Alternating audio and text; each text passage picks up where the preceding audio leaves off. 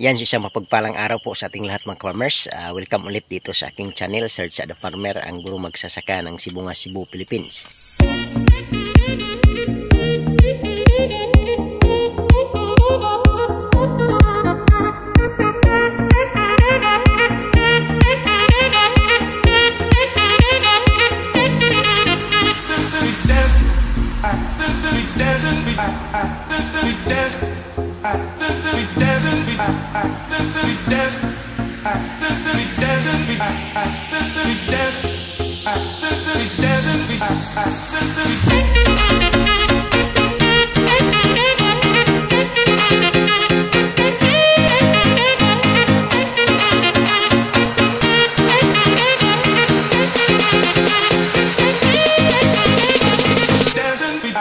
And if you are new to this channel mga farmers, please don't forget to subscribe and click the notification bell in order for you to be notified with my coming videos.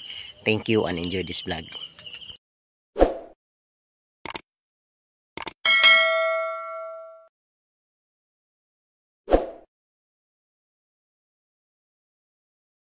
Yan, so for today's video mga farmers, ang pag-usapan po natin ay ibabahagi po sa inyo mga farmers yung aking ika-11 pitas ng aking upo or battle gourd.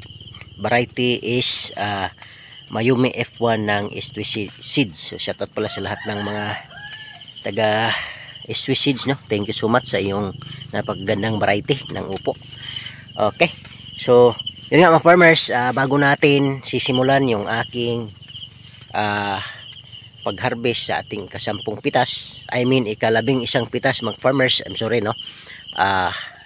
I-shoutout ko muna yung ating mga kaibigan, no, mula sa all throughout Luzon, Visayas and Mindanao, most especially to my mentors in Ampalaya Farming. Shoutout Agaw Jupil de Farmer, anak ni Matoy ng Montpelier, Agaw Cebu. Shoutout Gaw.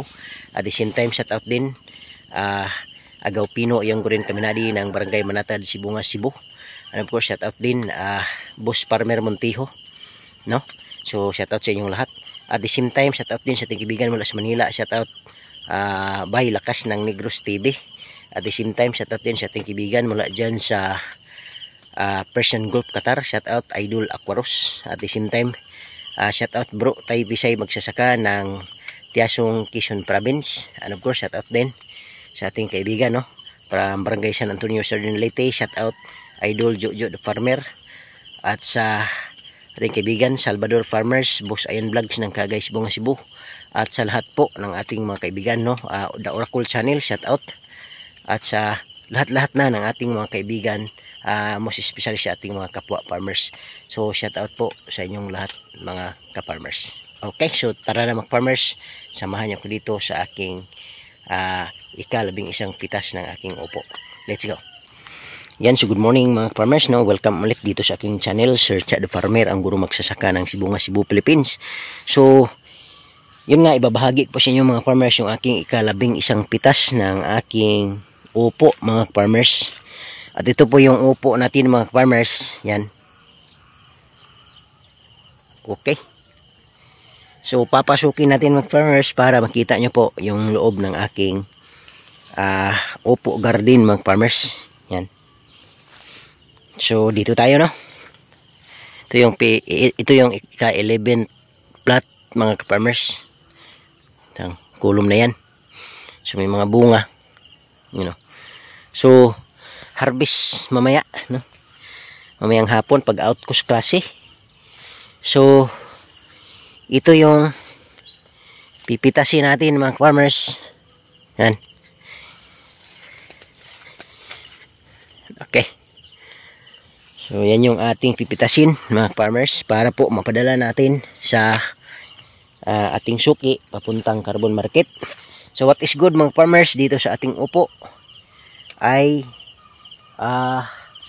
unti-unti nang umuusog yung presyo mga farmers.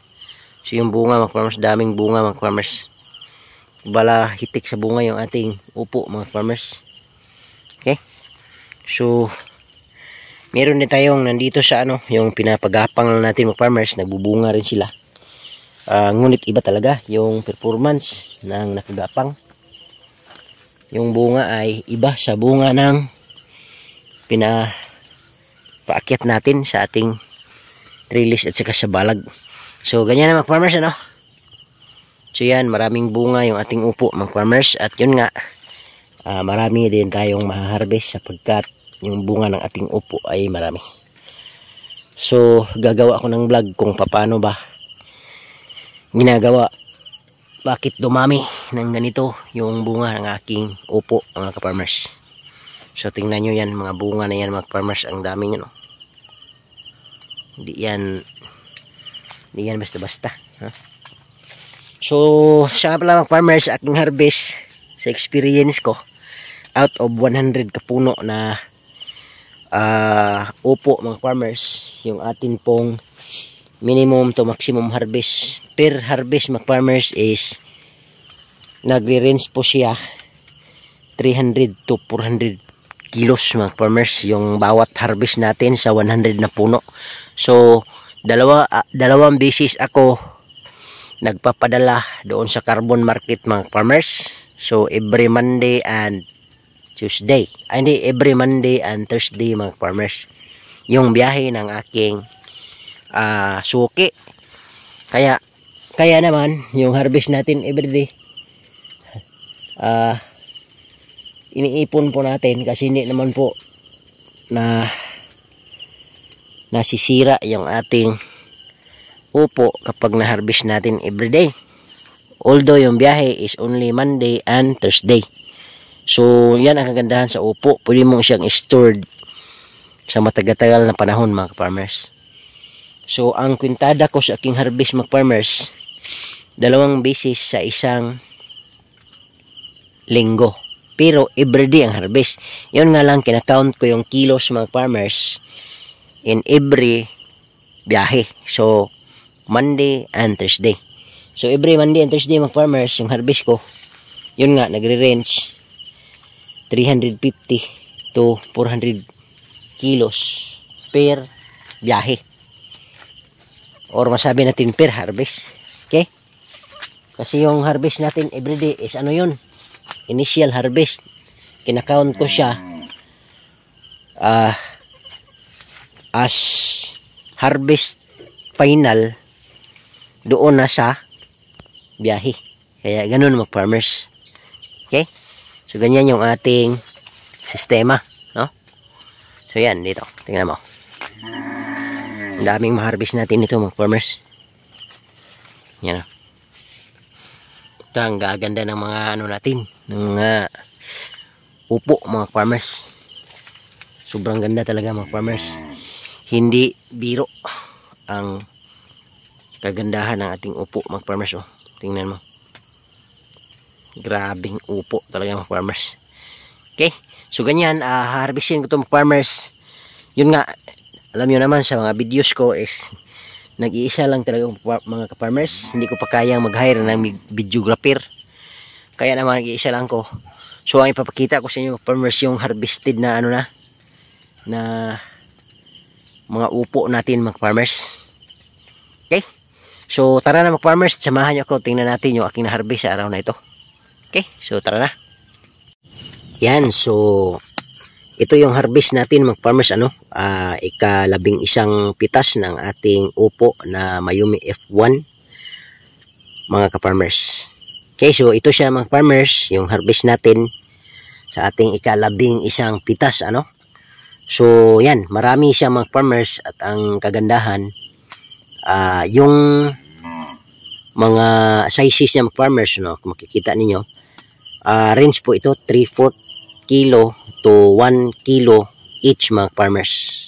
Okay, so yan, so kung makikita ninyo mga farmers, ito po ay standard size na gusto po ng mga customers, kasi sinusunod ko po ito batay doon sa required size ng ating client or yung ating buyer, kasi sila po ang mas nakakaalam patungkol sa sizing doon sa carbon market dito sa Cebu, kasi nga sila yung expose sa mga buyers, sa mga customer, kaya sila yung nakakaalam kung ano nga ba yung standard size na talagang nabibinta at nabibili ng ating mga customers.